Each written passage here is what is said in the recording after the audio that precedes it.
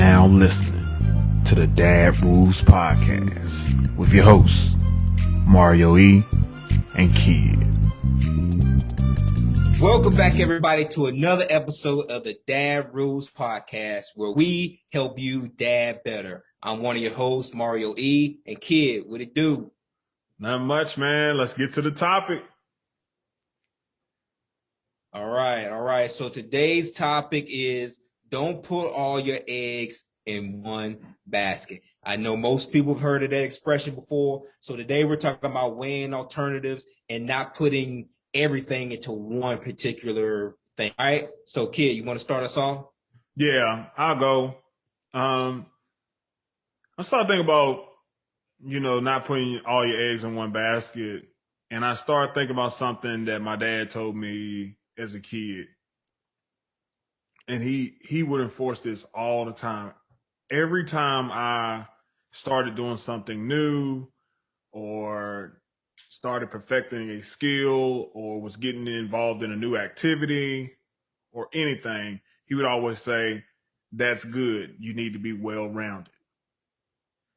And as my nephew grew up and he got into things, he was like, yes, he's going to be well-rounded. He's going to be well-rounded. And then now that I'm raising my son and how I have him doing different things, like Jonah loves to play the drums, and we had him in soccer. And then now he's in swim lessons. And when I started talking about all that stuff with my dad, he said he's going to be well-rounded. So with him being the oldest man in my dad council, I take heed to the information or the advice that he's giving me. So evidently he feels like it's very important for your child or for us to be well-rounded. I do feel like my dad made emphasis. He wanted us to play sports growing up. He wanted us to be in extracurricular activities growing up. He wanted us to be into our books, but he wanted us to also be musicians. My dad was big into that. We were, active in the church and always did things in the community. He always wanted us to stay active doing something and in a way giving back to the community as well. And I never really understood why he wanted us to be so active, but when I got to college, I kind of understood, because you have to have certain amount of experiences and be around different types of people. That way, when you get to college, you know how to have a conversation with somebody. You know how to get along with other people, even though they may be different from you. It's a lot of things that you learn there that only can be taught through our experiences. So I have made, I put a big emphasis on doing that with my son because I didn't want him to be unprepared for anything. Me and my wife, my wife and I, we've always talked about how when he gets older, dads, you want your son to play sports or whatever. And I played sports in high school and played a little in college. And I always wanted him to play sports. But me and my wife have had the conversation as well that what if he decides that he doesn't want to play sports? And I'm fine with that. But we both came to an agreement that said, hey, if he's not in sports, then he's going to have to do something. You're not going to go to school and then just come home. You're going to get in the band. You're going to get in the chess club. You're going to get into, something else. You're going to have to do something after school, something, maybe even karate or something like that. You're going to have to be involved in something because we want him to be well-rounded. And I feel like, and even going back to the college conversation, you know, sometimes you have kids that they focus on academics all through high school, and they are just A1 academic all stars, right? And then when they get to college, sometimes you might see where they don't get into a particular school. But see, the key is on that application, you have to put down all your extracurricular activities. What were you involved in? Why do they I want was going to to know? say that. Yeah. Why do they want to know about those extracurricular activities? Because it makes you a full whole, makes you a more whole person. Okay. Right. You can interact, you'll bring more value to the college. You're not just going to go to class and then go back to your room. You're going to be involved. You're going to do because college is more than just going to school taking classes. You have different groups there at school that people want to get involved in, and they have to have people in those programs, in those clubs to keep. It's the whole presentation of college. If you don't have those outside, those extracurricular or things outside of academics, it wouldn't be so attractive for people to come. Okay, Right. you gotta get out and meet people and stuff like that. They want more people like that in college. So, you know, and then when I got to my job, I understood you need to be well rounded. I need to be able to talk about more things than just sports. I need to be able to talk about more things than just things on the job. And having a diverse background, you bring a whole lot to the table. You know, if you got one person that you're trying to hire for a job or whatever, and you got one person where they had straight A's, they went to college, they had straight A's in college, and they've been around one type of people their entire life. And then you have another kid that he got all B's in college, all B's in high school, and he has experiences with so many different types of people and been in so many different types of groups. I'm like, he's somebody we want to bring in here because we don't have just one kind of person here at this facility. We have all different types of people here. And you would be able to fit in better because we have a diverse population here. And you will be able to be integrated into that a whole lot more easily than somebody that's maybe inside in their shell. So that's kind of what I thought about that. But I know you got some things that you can talk about and add to the conversation. Yeah, so you touched on like a whole lot of what I was gonna say. And you know, when you first started talking about with your dad, talking about being well-rounded, what I had kind of written down was I had always called it just being diverse in thought, being diverse in experiences. And that's so true that, my parents taught me the same thing. And it's something that, I've definitely put into my kids as well. Both my kids, they do well in school academically. And then, they also have done things with Taekwondo, and then they're also, both of them play sports in high school. Both of them, well, my son, he's not in high school yet, but I'm sure he'll end up probably playing some type of sport in high school, but he plays sports now. And, just having that diversity of experiences, and that way you're getting to learn and meet people from all different walks of life, all different types of background, being able to relate to people on multiple levels, in like your own bubble of people, that you live around with, or only people that you go to church with, or whatever the case may be, right? And I was just going to bring up the same thing that you said as far as with school, with colleges. One of the things that definitely they have on the application, the school wants to know, the university wants to know, what else do you do? I mean, okay, it's great if you had a 4.0 GPA or 5.0 GPA or whatever. That's great. But what kind of clubs were you in high school? What extracurricular activities were you in high school? What other interests do you have? Because ultimately that college, that university, it's a business, right?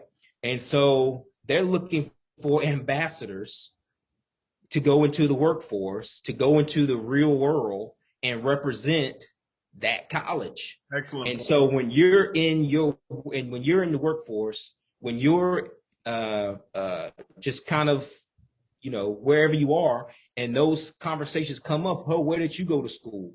They want well-rounded people, diverse people from different backgrounds that speak well and all these different things to be able to say, oh, I went to this university, or I went to this college. So then that inspires someone to say, oh yeah, that college over there, they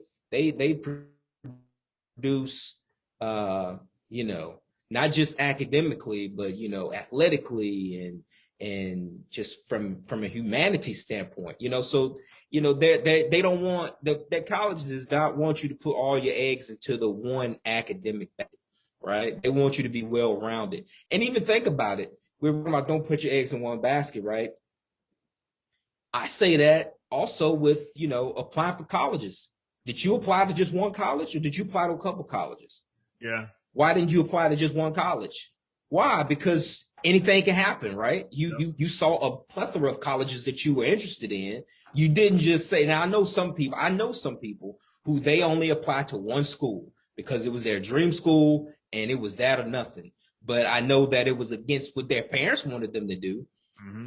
And their parents wanted them to kind of apply to this school, apply to that school, apply to that school, and then make your decision based on that. But if you put all your eggs in that one basket, what if that one college says no? Yeah. What do you do then, right? One of the things I also wanted to kind of talk about was planning, the importance of planning. When you talk about weighing your alternatives and not putting everything into one area, it definitely takes planning, right? Yeah. And you definitely have to plan to succeed, or you're going to be planning to fail. I'll just put it like that, right? Either you're planning to succeed or you're planning to fail. Yep. And so one of the things that you definitely have to do in you're trying not to put all your eggs in one basket, that planning piece is very important. And I think about, it's a parable that Jesus told as far as talked about counting up the costs. It's over in Luke or whatever, Luke 14, I believe. But it talks about counting up the costs and, when building a tower and all those types of things. But planning is so important, right? You have to make sure that you plan because the unexpected can happen.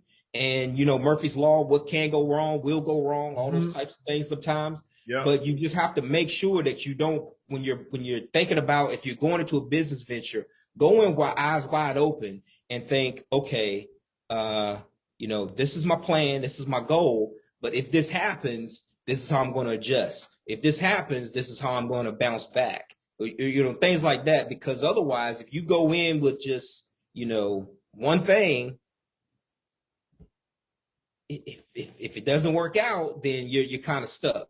Yeah. But plan, use some wisdom, fathers, mothers, teach your kids, that if you're doing something like that, make sure you're planning to succeed, or else you're planning to fail. Okay. So just make sure you're doing that and you're kind of thinking through what could happen. Okay. If this happens, I'm going to do this, planning for those contingencies because you never know. Yeah. You made a lot of good points there. And ironically, it's funny that you started talking about something that kind of is closely related to what I was thinking about going to next. And when I saw, that we were going to be talking about not putting all your eggs in one basket, I started thinking about investments. That's just how my mind is wired now.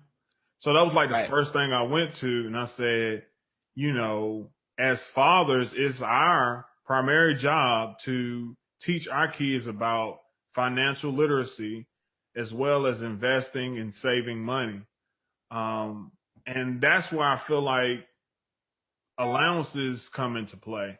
And I know a lot of people say, no, I'm not going to give them allowance. I pay for their rent and I pay for their food and their clothes and things like that. And I'm like, guys, you really need to start thinking about that. If you're going to spend that money on them anyway, let's say you're going to say your plan is to get your teenage son 2 pairs of tennis shoes for the beginning of the school year.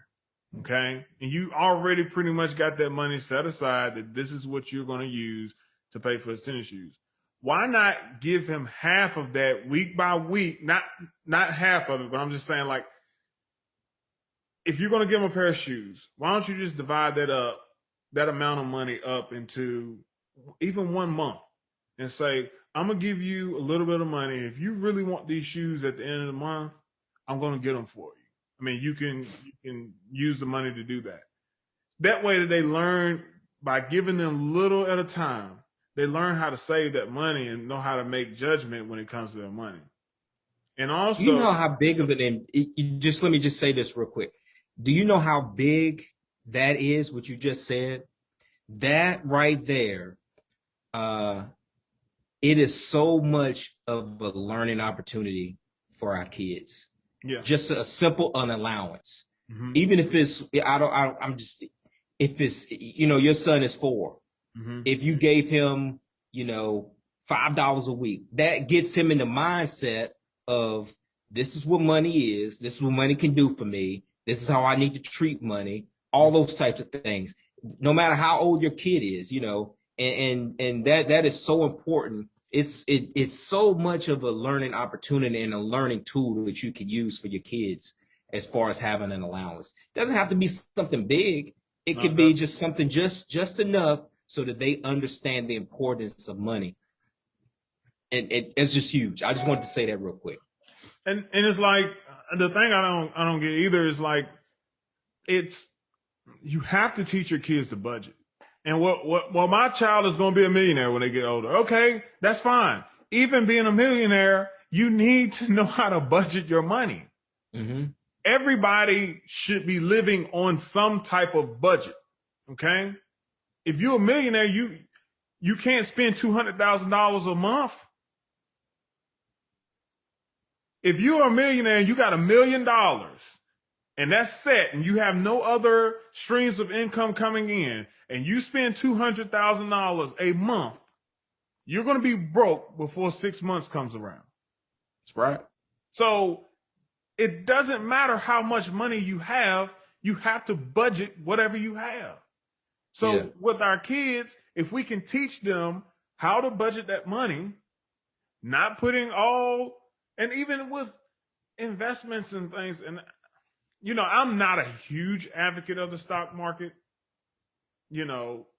I've seen, the good of it and I've seen the bad of it. So I'm more into investments that I can see, touch, and feel than what's on my screen on the Robinhood app. That's just me, but I know it works. And I know a lot of people make their money that way. But I just think about it even like that, showing your kids how to invest, like even in the stock market, will be valuable. You say, hey, son, I put this amount in here, or you put this amount in here, and then you get to pick where you want to invest your money and look at the returns you get.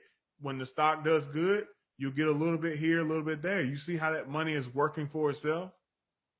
And then they can start thinking, and I feel like that's another thing about putting all your eggs in one basket. When they get into the workforce, do you want to put all your eggs into the basket of your employer? Or do you want to have some side, I guess we could say side hustles going on, some side businesses going on for yourself, so you can, in case you lose your job, then you got some other things that you can depend on. Or if one business over here goes bad, then you got these other 3 businesses that can sustain you. So I feel like that it can start really, really small, but it can get so big. But I think we have to start training our kids how to think outside the box when it comes to employment, making money, and budgeting and investing. We have to get them to start thinking outside of the box. And like, even with Jonah, it's like, all right, you need some money? Let's do a lemonade stand. Get them out there. You got your lemonade stand. How can you grow this business, Jonah? What can you do? What could we do that you could make more money than you're making right now? First thing he might say, well, Dad, we're selling lemonade now. What if we start selling sweet tea? Then we probably could get some more people to come on, like, okay, yeah. But what if you could have another stand over where your grandmother lives and you still have this stand Yeah. going over here? Yeah. So you can That's have huge, man. 2 stands. And then what if you could put another stand near where your school is at? You put another lemonade stand over there. And then you got 3 lemonade stands that you're drawing money from. And then you're not even working full time at each. That's the ways that we can teach them from a small, low level and build it up. And I'm telling you, one of the first businesses that's the easiest business for kids to get into, and all you got to do is just go to Sam's Club. Shout out to Sam's Club. If y'all want to sponsor the podcast, you're more than welcome to do that.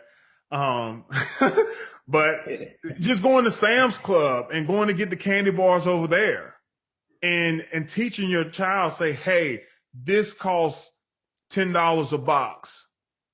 You got 10 pieces of candy in here. If you sell these pieces of candy for $2 each, you'll make a certain amount of money.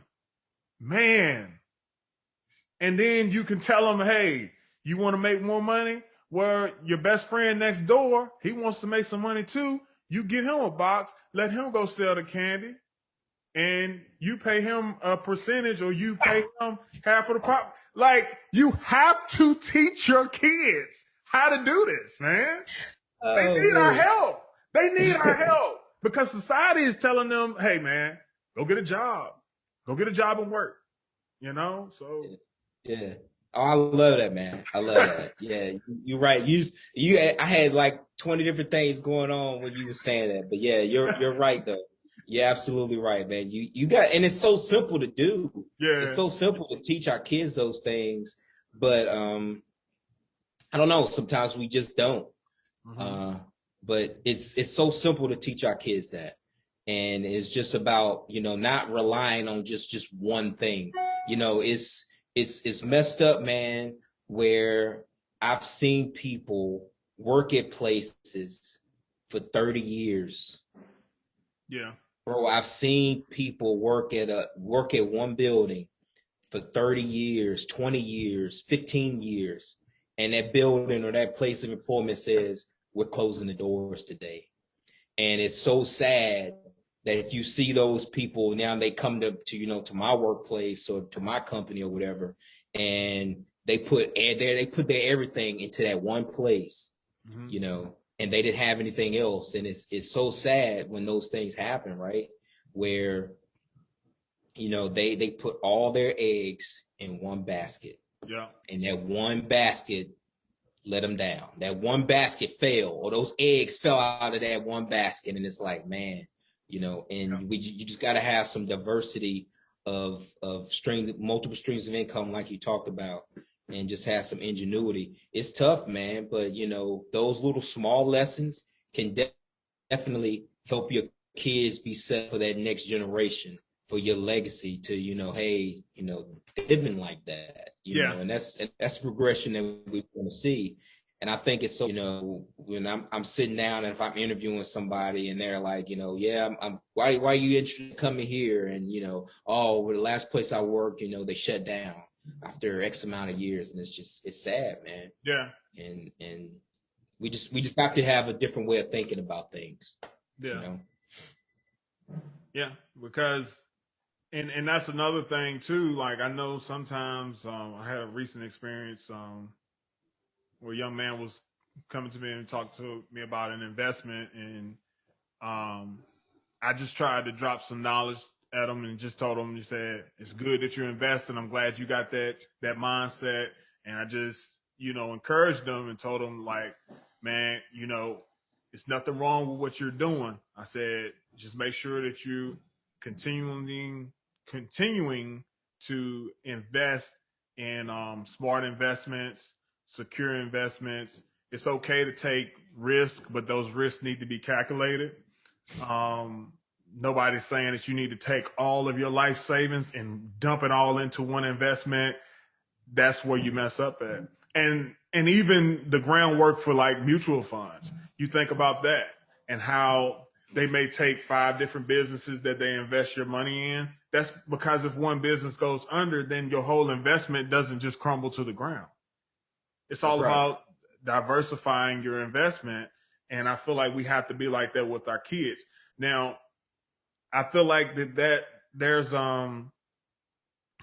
is an interesting point I would like to make about putting all your eggs in one basket even when it comes to relationships. And we have the foresight that we have to see who our kids are engaged with. We have to see who our sons and daughters are dating. And if we see that it's getting too serious with somebody that we feel that we might not approve of, because we can see things that they can't see. And sometimes I've seen people put all their eggs in a basket with a person for 5 and 10 years, and they just waste time in their life. And we have to tell them, look, man, you're at the age right now. I'm not telling you I'm telling you need to date a lot of people. You need to meet a lot of people. You need to see what's out here. I mean, don't waste too much time, trying to find a perfect person, because it's never going to be a perfect person. But, we have to be, because I think sometimes people get consumed with another person, and it can be dangerous when you have put everything into a relationship and that person is not putting everything that they have into the relationship. And you can waste a lot of time. You can make a lot of mistakes. And I think as fathers, we have to be there for our sons and daughters to kind of be those eyes and advise them and try and help them. They're not going to listen all the time, but we have to do our part as parents to give them the best advice possible. Yeah. I was just going to say that, all the time in those situations, people don't want to hear that advice. Mm-hmm. But it's good to know, it's good to have that relationship to where you can have those conversations. Whether you drop in subtle hints or you just have a conversation with them. But sometimes, when people got their mind made up and they're putting all their eggs into this, basket over here with this person, they don't want to hear how this person has some flaws, because I've been there, where, I didn't want to hear any the good advice that someone was trying to give me about, a certain person. And I'm glad those people still made themselves available and they still were able to tell me. I didn't want to hear it at the time, but later on I heard it loud and clear. I saw it loud and clear. Good. And, I wish I had listened sooner, but, as a parent though, you got to realize that sometimes they're not going to want to hear that advice. They're not going to want to hear it because they want to do what they want to do. And, it's just making yourself available when they do ask, and when the time comes and they do, want to talk about it, that you're there, that you're keeping those lines of communications open, that you're not shutting them out just because they're not doing what you want them to do. You can't do that, right? Yeah. So that's very important too. Good deal. You got anything else on the topic? No. All right, so we're going on to our next segment of the podcast, and it's our Ask the Dad segment of the podcast. And today we're going to be talking about, can't believe we're talking about this, but we're going to talk about it. Gossip. All right. We're talking about gossip. And what we're actually going to be talking about with gossip is so funny how this thing came up. One of my friends was having a discussion, and I think it was on Facebook, and I think she had made the statement, or she had reposted somebody's statement saying that men say that they don't gossip, but they gossip as much or oftentimes more than women. Then when she said this, when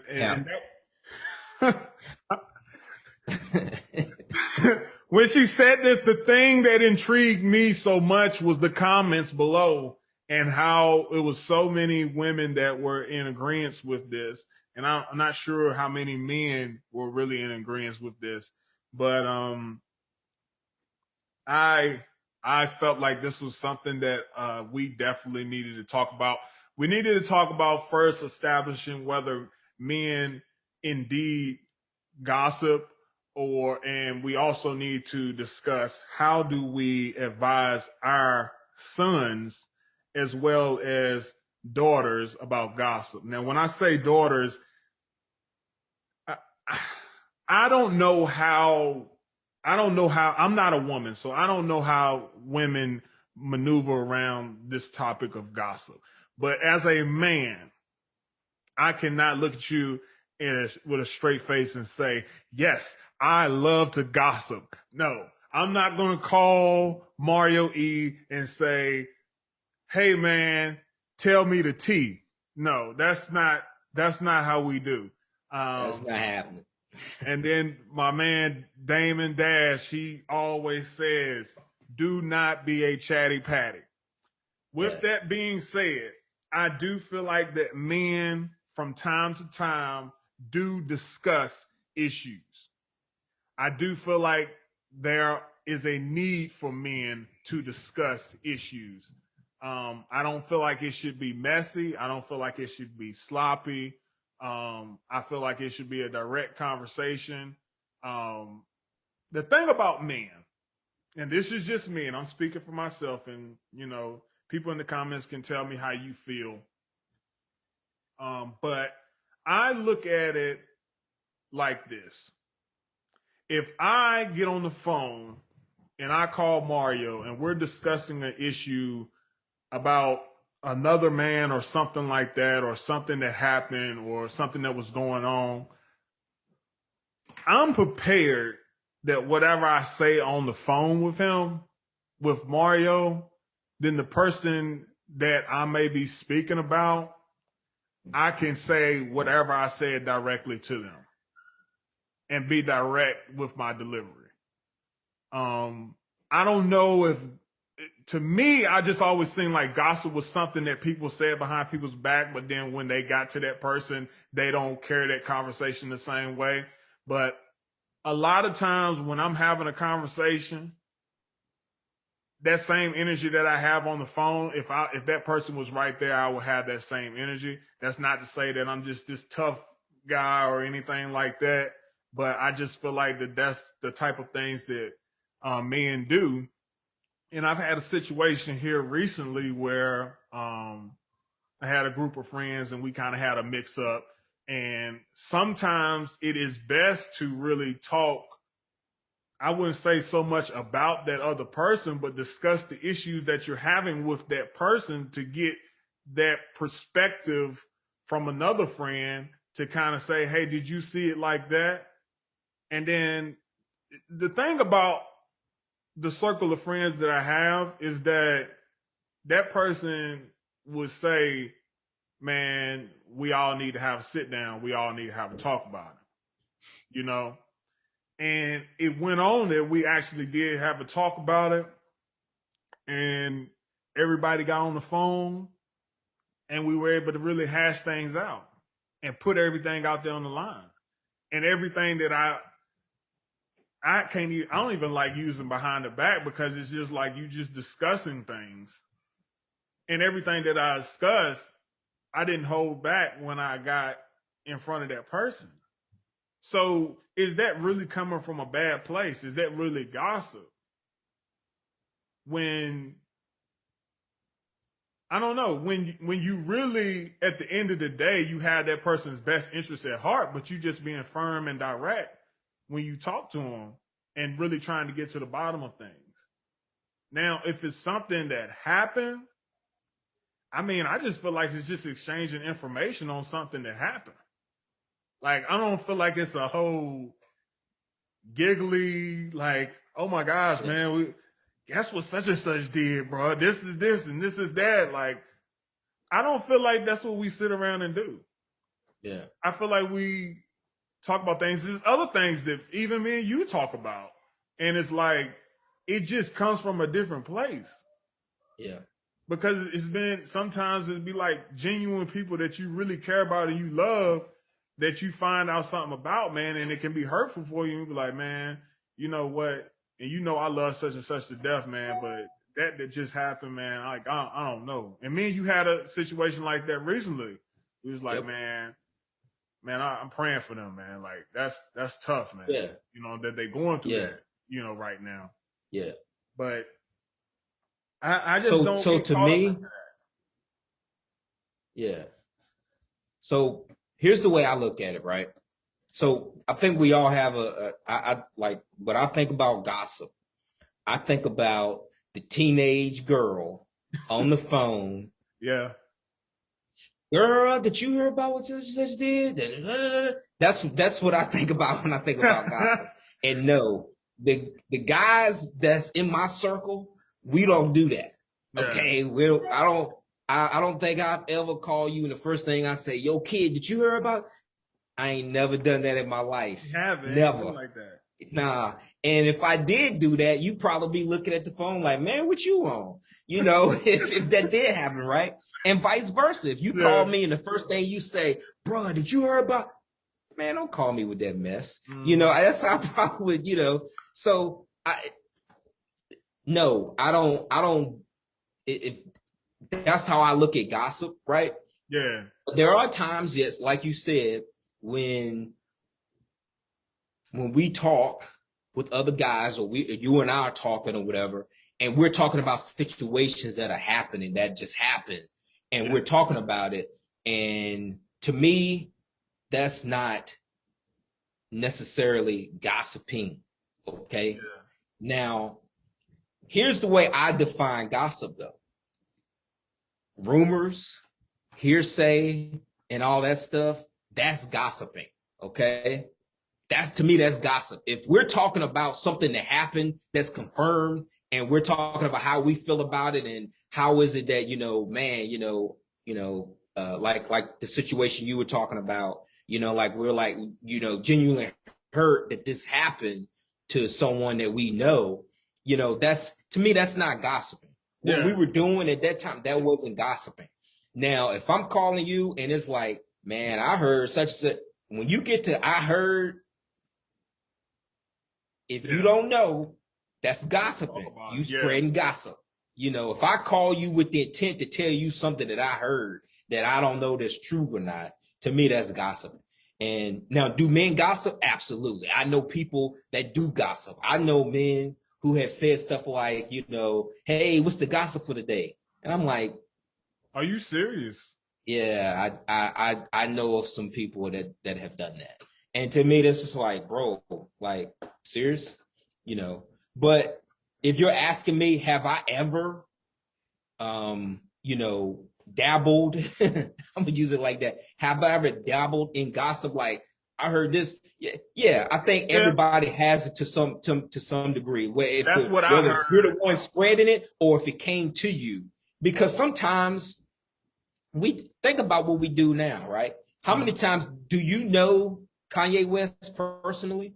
Yeah, no, I don't. So yeah. Do you know Jay-Z personally? Did you know Steve Jobs personally? Do you know what's my man from Bill Gates? Bill Gates, what was going on with him and his wife, Jeff Bezos, him and his wife. Do you know these people personally? No, you don't. But I heard that that's gossiping. If you want to get down to the meat of it, right? Yeah. But you know,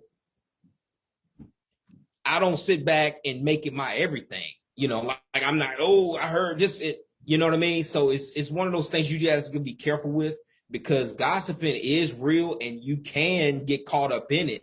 Maybe you're not the one spreading it, but if it's coming to you, it can be like, oh man, I can't believe that, you know? And so it's just one of those things where, yes, so men do gossip. You know, do they gossip as much as women? I don't know. I think probably both gossip.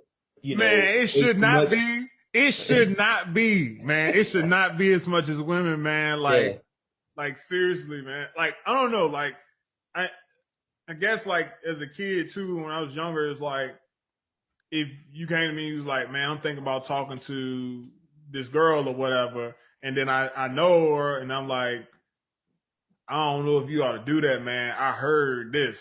You know what I'm saying? You know what I'm saying? Like, I might not know, but like I'm still like just giving you some valuable information that you need to know, like before you get, engaged in, contact or relationship Hmm. with this lady or whatever. Yeah, So it happens.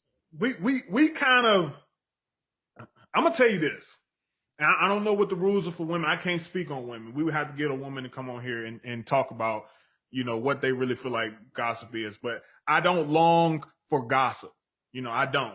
I don't like I said, I don't call you and be like, man, what you been hearing? You been hearing anything new? Or nothing like that. Like that's not what I hear. But like if something happened or something like that and you tell me, we might discuss it and then that's it.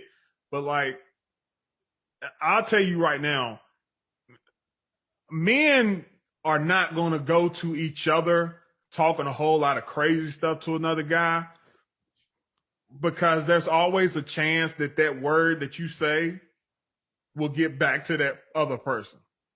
Hmm. And when that word gets back to that other person with men, it's always a low level threat of violence. And when there's a low level threat of violence, we maneuver and we move a little bit differently. Okay. Because if a man, you say something to that man, and then when y'all see each other in public, it may be some action ready to take place. I don't know if those rules actually apply to women, but I know that men, when we're having a discussion with each other, no matter how direct you want to be, you got to keep yourself from being disrespectful because any given situation with two men and the testosterone pumping, there can be some blows exchanged when it comes to that. It can get physical. So, you know, Hmm. I don't know. I guess that's kind of why we just look at things differently. And I know, like, I know I've heard like a guy or something like that, such and such, and say something to you. And it's like, once you get a little bit older and somebody says something about you, it's just like, man, whatever. Cause you get in your mind, like, if they didn't say it to my face, then why should I entertain it? But like, that's little kid stuff. I mean, as you get older, I mean, I know me, and maybe that's because my circle is different. But with me, I'm not approached with that crazy stuff like that anymore. Yeah. But Yeah. I think to sum it all up, I think, like you said, men do gossip, but hopefully most men don't. Yeah. Hopefully most men just discuss about issues that happen that are not hearsay, but it's I heard from such and such's mouth. They told me XYZ, you Yeah. know. And I think I'll put it to you like this. I think teenage boys gossip for sure. I think like again, I think everybody has gossiped at some point in time, but is that but I girl think driven though? Is that girl some of it driven? is because I'm sitting here thinking back on conversations that I had as a teenage boy. Yeah. Yeah, and it was like, yo, I heard she this, and I heard, yeah, that's gossiping. Yeah. At the end of the day, no matter what you want to say about it, that's gossiping. Because if you don't know, then you gossiping. You know, if there's a rumor, you gossiping. A Yeah. lot of times now, again, Not saying this girl driven like it's girl's fault, but I'm just saying like it's you stemming from gossiping the about interest of females. a girl. Yeah. Yeah, Because yeah, yeah, yeah. you might have Oh some yeah, for interest sure. in, yeah. Yeah. Oh yeah. That's the way I meant it. I didn't mean it like is in a bad way toward women or something like that. But no, it's a lot of times, when guys do it, it tends to be about that. Sometimes it could be about pocket watching somebody else, some other guy. Again, like I said, it happens. I think a lot of times though, for guys, it seems to it gets brought to the guy, you know, in some type of way. Cool. But then other times, guys, I know guys who who go around talking about what's the gossip for the day and stuff like that. And so they're the ones spreading it just as well. So it's Yeah. just, I don't know, like again, it just looks different on both. right? Even like I said, the way I always think about gossip, I think about the teenage girl on the phone saying it like that. But gossip for a guy can be the same way, or it just looks a little bit different, but it's still gossip nonetheless. I would But need to I can't sit here and say who gossips more. I think men and women gossip. It just looks different. And so I just think It it just looks looks different. different. Yeah, I think We need the definition of gossip. That's what we need. The exact definition of gossip, because I don't know what that precise. To me, I did when I think of gossip, I think at the root of it, it's rumor, innuendo, hearsay. That's what I think about when I think about what gossip is. Yeah. But yeah, let us know in the comments what you define gossip as, and it says do casual. men gossip more than women? Do women gossip more than men? Says casual or unconstrained conversation or reports about other people, typically involving details that are not confirmed as being true.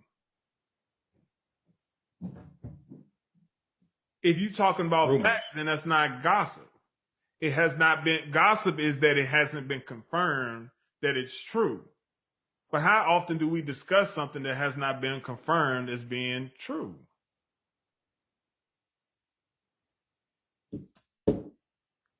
Because the conversation with me ends when they say,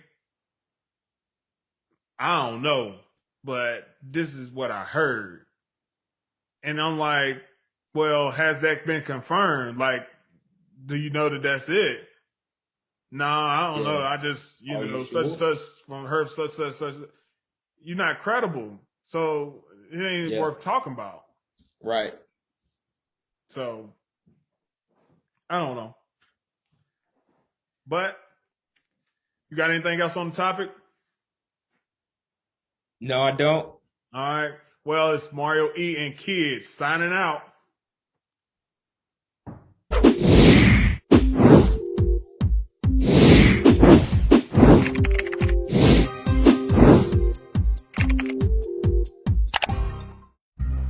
Thank you for listening to the Dad Rules Podcast with your hosts, Mario E and Kid. Don't forget to like, comment, and subscribe to our YouTube channel. Also, follow and like us on Facebook and Instagram. You can find our podcast on Spotify, Apple Podcasts, Google Podcasts, Podcast Addict, Breaker, and Player FM. Till next time.